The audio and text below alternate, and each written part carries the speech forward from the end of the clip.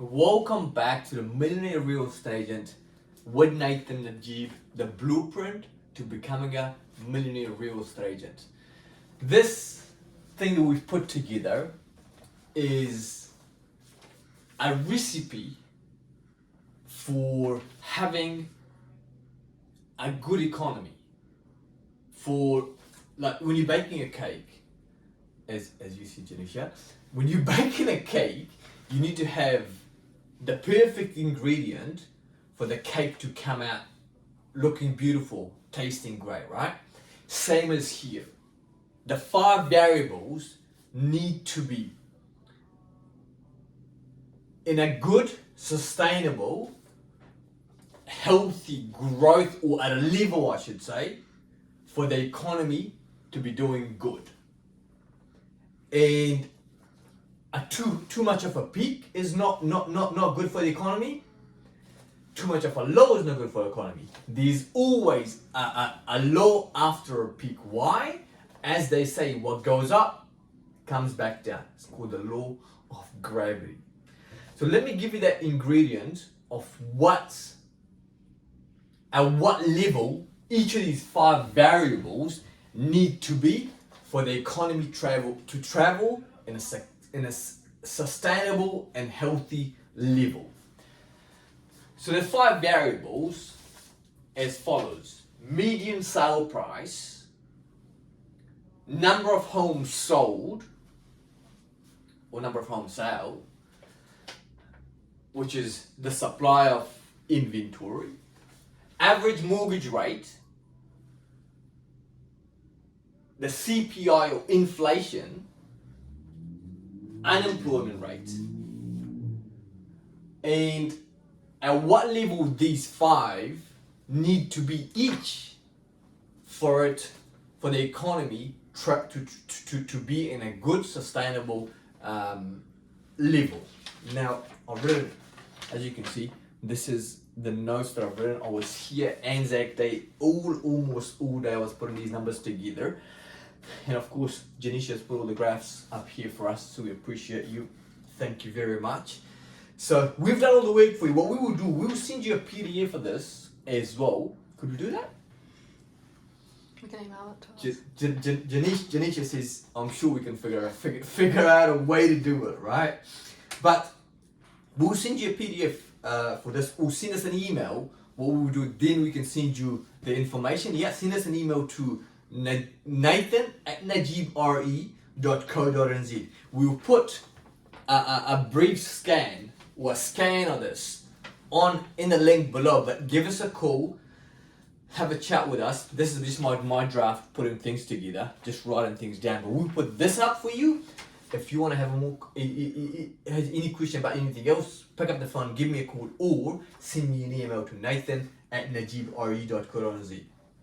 Now, a healthy growth year on year. Home prices, median sale price, need to go up by 2 to 4%. Between 2 to 4%. So by what I mean the government and the Reserve Bank, whomever's in the government, they want to make sure the growth is between 2 to 4%, because that's what makes a healthy, sustainable growth. Why? If it goes up at 20%, 1 year, 2 years, 3 years, 4 years, 5 years, doesn't usually happen. They try and get it under control within 2 or 3 years. But if it does happen, what happens? They become unaffordable. Homes become unaffordable. And then boom, there's a crash. Just as they say, like, what goes up, comes back down. So 2 to 4% growth is a successful and sustainable growth. And I'll tell you, I'll figure out I was calculating what the numbers were from 2006 to 2007. We got the figures, obviously: 275, 330, 330, 320, 330, 345, 360. This was interesting here though. 330 was 2007 was the peak. 2005, 6, 7 was the peak, I believe. And then the GFC, right? So the average sale price was still good here, and then a year after, what happened? Prices came back. by minus 2%. Not a huge drop, you call that a correction. So, but minus 2%, the prices came back. Usually what happens, the price, as they call it, a cycle of real estate, it goes up over time, but to come back like it did in 2008, 2009, that's what you call a correction, or you call it a crash if it's 20% plus. Let me tell you what is a correction. There you go. So a correction is decline in real estate market, 10% decline. A bear market is 20% decline.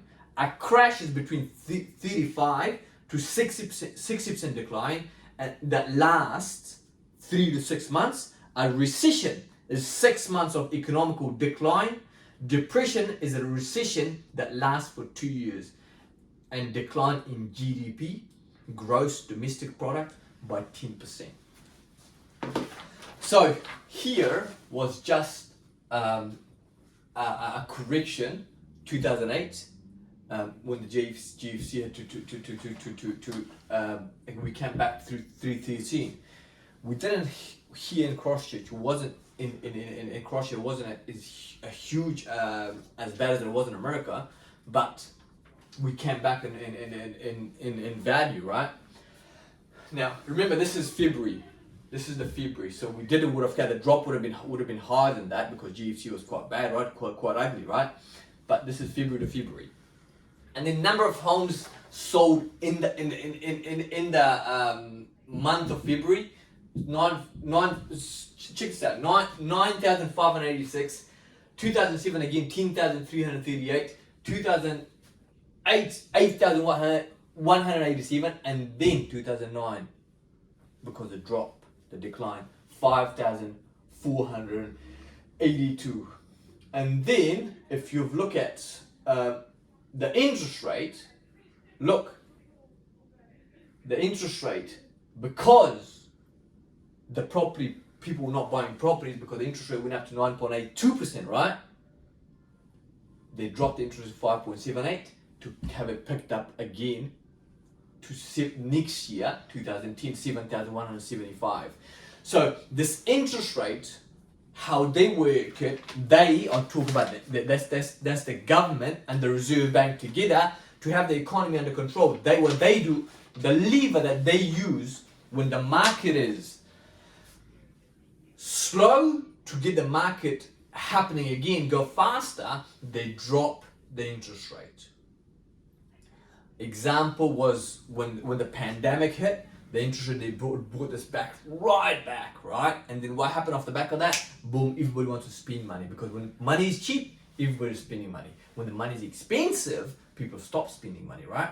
So the lever that they use is the interest rate. Now this is how the inflation works. Now, if you have a look at this, the interest rate, when the interest rate is high, people stop spending money, right? When the interest rate is low, people keep spending money, right? And this thing here is when people start spending money or keep spending money, what they do is the inflation goes high, right? That's what you call demand pull inflation, right? Because there's that much demand, people are spending money, everybody's buying stuff, everybody's is rich and they can spend money because the money is cheap from the bank.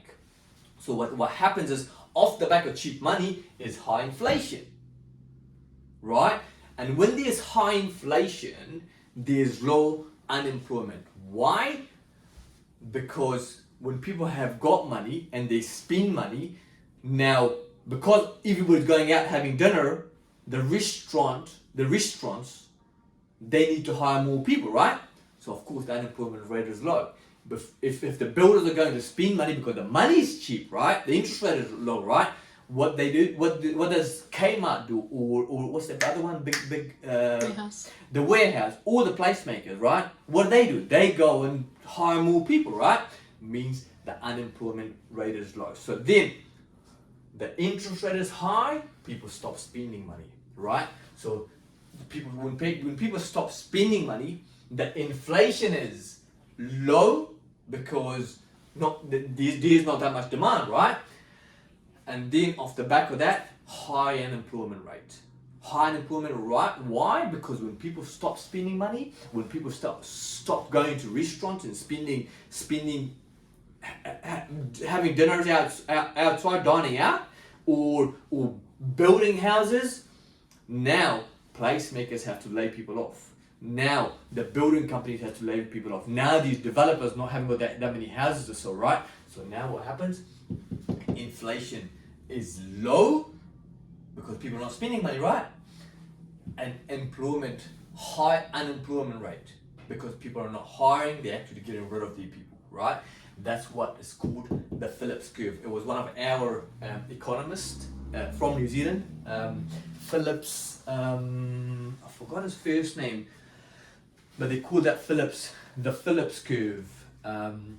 So back to this, we talked about the average mortgage rate. No, we talked about the two top ones. We talked about the median sale price, and we talked about the number of homes sold each month, and then average mortgage rate.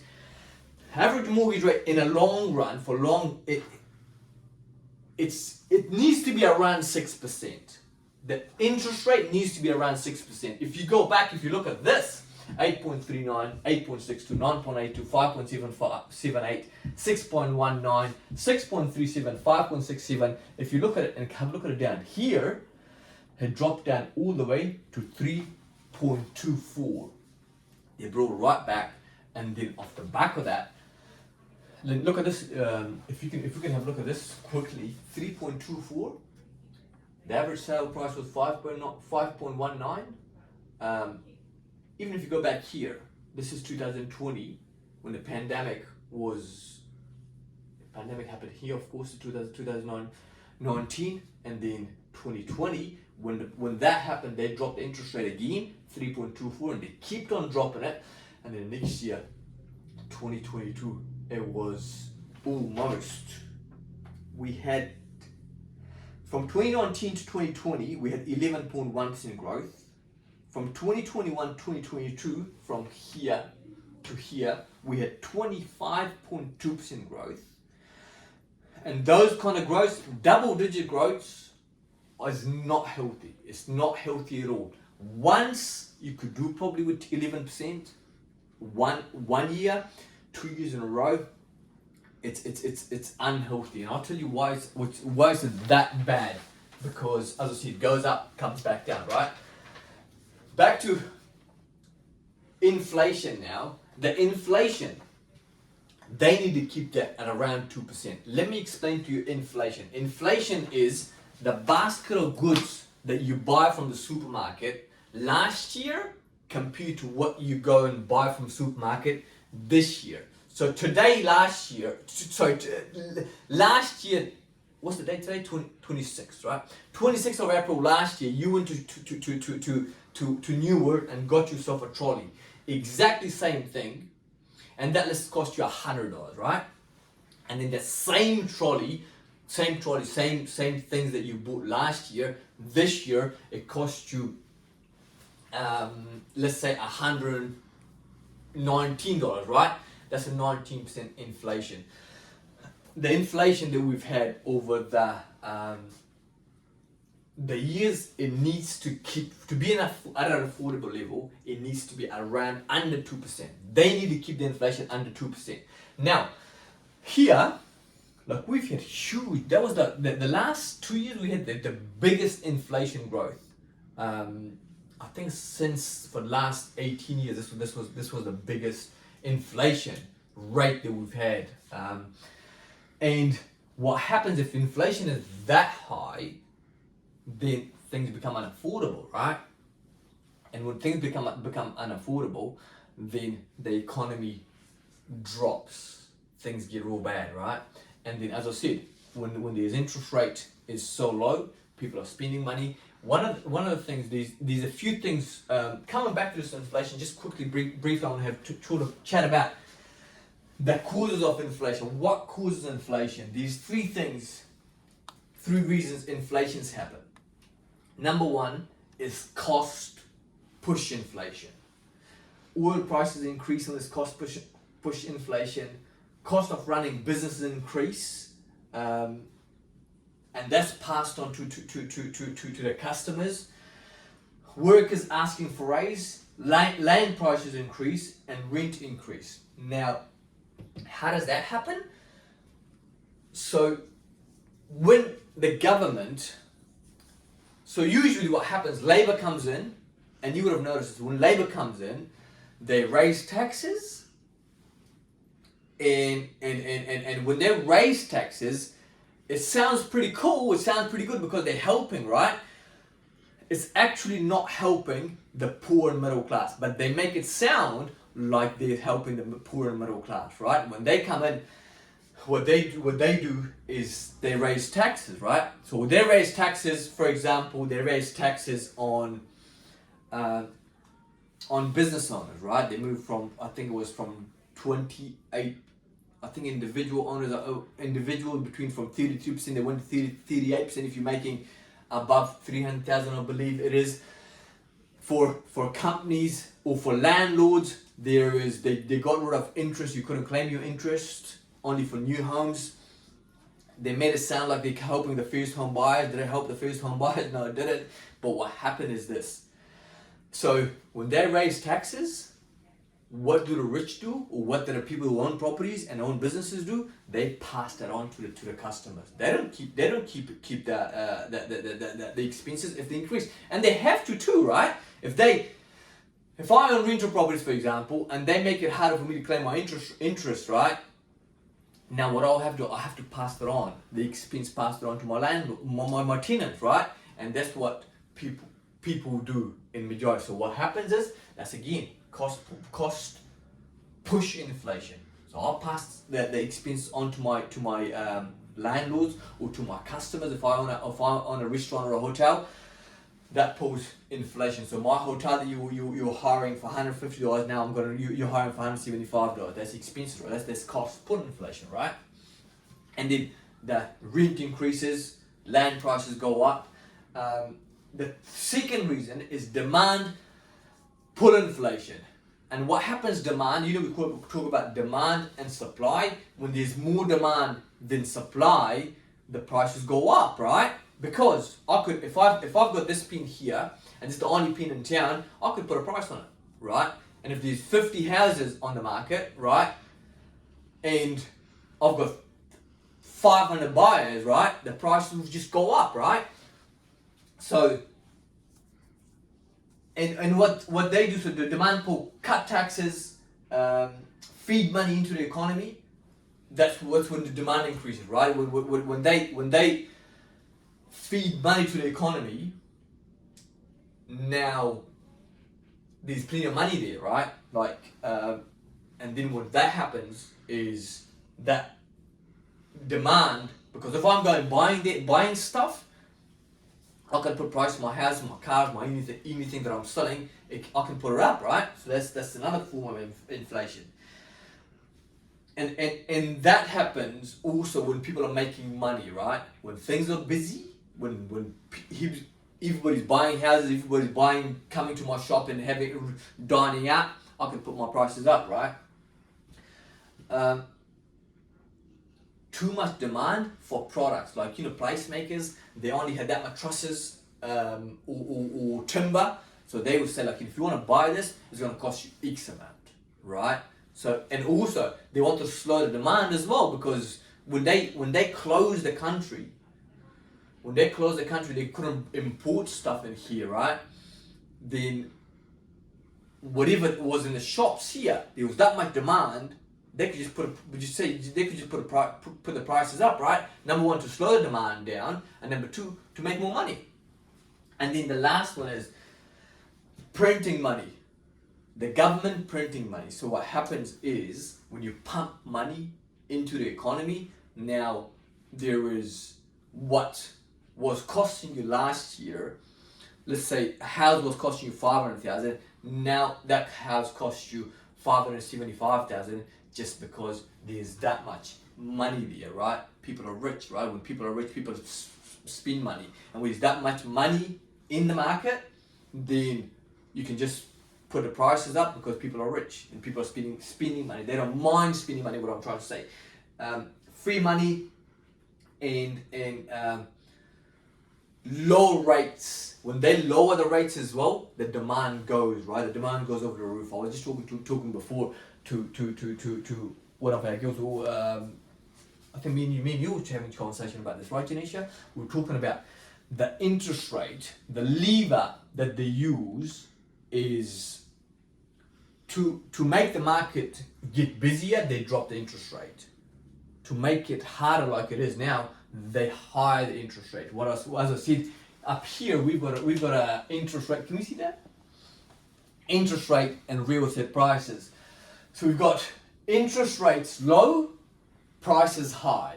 Interest rate high, prices low. So what they need to do, they need to just put the interest rate up as they have been doing to drop the prices down.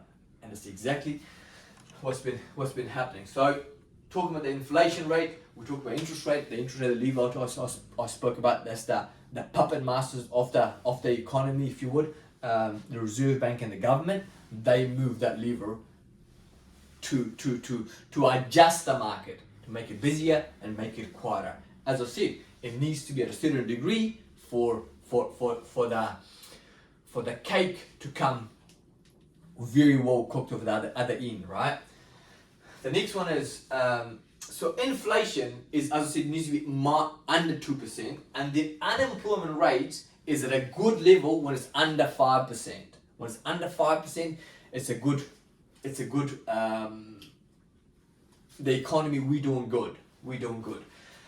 So this here is also called affordability, because if inflation is high, it's going up at 6.9%. If the inflation going at 6.9%, you've got the price of properties going up by 25.2%, and you've got the salary only increasing by the year over here, 2021, 2022 was 6.24%. If the price of property is going up that much, the inflation up going at 6.9%, and your salary only increasing by 6.24%, what does that tell you? Unaffordable. The house prices go up, the inflation is higher than actually your salary. So what you could afford last year, you can't afford this year. The rent increases, the mortgage rate increases, the home value increases. So it needs to be at a certain level over here, minus just under 5% for the unemployment rate, so you can get good enough raises. So people get enough raises so they can afford the next year's expenses. And here, inflation needs to be under minus 2%, so we can afford this thing. That our salary, as it increases, it keeps up with inflation. We can afford next year's prices, right? And home values is at an affordable level when, as a household, let's assume my household income is, let's say, 100,000. If I put towards the mortgage, yearly mortgage, 40% of that. If I put 40% of my salary, my household salary, myself and my wife, myself and my partner, myself and my kids, whomever the household income is paid towards the interest rate, 40% of that. At the moment, you know what it is at the moment? It's last week the calculation was 6.7%. 6.7% people pay, around 6.7% people pay towards their mortgage, right? Hence, either salaries need to go up for it to stay at affordable level, or the prices have to come down. What do you think is going to happen? The price has to come back, right? The prices has to come back for the real estate to be at affordable level. Otherwise, you see a crash. Now, this thing here, everybody's familiar with this. This is called the cycle of real estate. The cycle of real estate goes like this.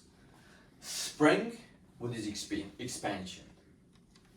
expansion is spring, when things are growing, when the market is going at a steady level, or maybe like it's not going at a steady level. It needs to be at a steady level at 2 to 4% for it to stay healthy, stay sustainable. And then off the back, next thing is summer peak, which is the hottest day of summer. So just like anything is in life, anything in seasons in life, spring, summer, fall, winter, right? So the hottest, we had a long extended spring season. It was since 2009. We had a good, healthy growth spring, right? And the reason we had the healthy, nice growth was because the home values increased at a very nice and sustainable level. So if you look at it over here, it was over here when the GFC came, right? 9%, 10% from here to here. From here to here, we had minus 5.2. It corrected itself, right? And then from 2009, 2010, we had 4.5%. 2011, 2012, we had 4.35% growth. From 2013, 2014, we had 8.9% growth. And 2014, 2015, we had 8.4. 2015, 2016, 2.35, good level. And 2016, 2017, 3.45. 2017, 2018, 0% growth. In 2018, 2019, 1.1% growth. And then 2019, 2020, 2.2% growth. And then 2020, 2021, 11.6% growth. 2021, 2022, 25.2% growth, right? And that is unsustainable growth, as we talked about earlier, right? So we had a long expansion from 2009 until 2023. We've had a good long not 2023 2019 is when was the long steady growth. We had the spring, right? And then we had the summer, the hottest day of summer, which is the hottest day of summer. When we talk about the boom, right? And the boom was December 2021 to February, March 2022. January, probably February, a part of March was when it was the summer. And we were talking about, just prior to summer, we were having a conversation about this. If you want to watch our YouTube, you should click back, watch our videos that we did during pandemic, after pandemic, and we're predicting everything that's happening right now and everything that's happened already since the pandemic. We've been talking about this. We have been talking about it.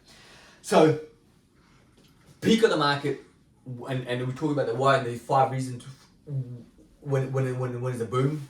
What are the 5 reasons, 5 signs of a boom, I should say. The 5 signs of a boom. We talk about the 5 signs of real estate bubbles and 3 reasons why I predict correction down here. I predict correction is on its way. We did that before the bubble, just as the bubble was happening, right? So anyways, the bubble or the hottest day, after the hottest day, what happens is there's contraction or a fall. Fall, autumn, or contraction is when the property prices come back, as it has been coming back, and that started from March. I feel like we still got to go till probably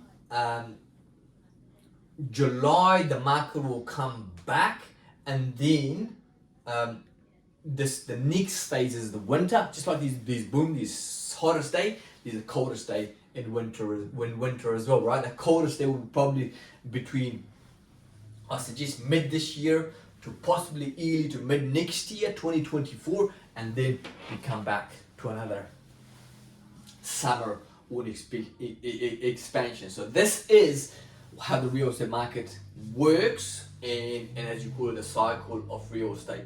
Now, one of the things that I've been doing for the last, I would say probably since 2019, when the pandemic hit, I've been talking about the market. And the reason I like to chat about the market, have conversation about the market, because I do all this work. We do all the research, right? We do all the research.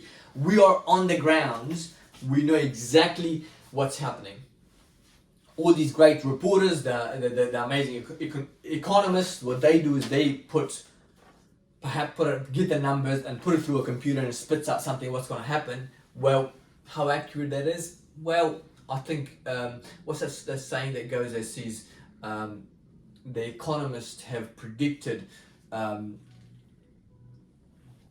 predicted 19 out of 3 recessions. So what happens, like, if they predict something, it's usually not on the button, not accurate, and then they've got another prediction 6 months later because that didn't eventuate, that wasn't the truth, and there's something else they predict. So what I'm trying to say is you need to hear from actual expert who does their research, knows exactly the numbers, what's happened in the past. Because the best way to predict the future is look at the past, and also we need to also have our pulse, our fingers on the pulse, see what's happening in the market, what's going on. Hence, I suggest we've been pretty accurate with all humility. Are we going to be wrong one day? Possibly, but we've been pretty accurate so far. So the reason I say is the 3 P's that we've got to be mindful of. We've got to predict. We've got to predict. I, as a business owner, as a real estate agent, I've got to predict, so my team here and my clients out there and people who everybody that listens to us can prepare so we can persevere. For example, I was having a conversation about this, Janisha, before when the boom was, when the market was great, right? I was suggesting to agents who I was speaking to save, put money aside. Why we're predicting that is because off the back of a boom is always a bust, right? Because to get prepared for these days, so you're not desperate, trying to get sales together, because when you're desperate, you do silly stuff. You just trying to get deals together. When trying to get deals together, it's never you never have good intention, because it becomes about feeding your family, then try and give clients right advice, what's best for them. So I was suggesting to do that, like put money aside. So we predict, so our clients and our agents and everybody else that listens to us, they prepare so we can all persevere and come out the other end.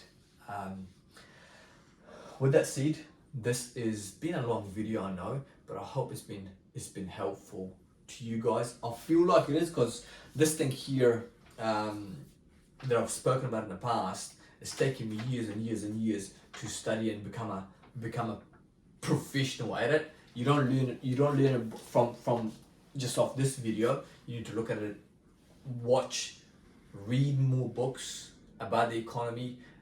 If you have any questions, want to ask me, pick up the phone, give me a call. As I said, I've done all the study, I've done all the research. More than happy to give you some time to explain to you how everything works. I hope this at least give you an idea. My goal was, before we started this video, I said I want to explain this so a 3-year-old can understand. So I hope you and your 3-year-old baby can understand this. Thank you very much. I hope it's been of service to you. Thank you, and we'll see you next week. Subscribe to our channel below, because we try and add as much value to you as we possibly can. Thank you, and have a great week.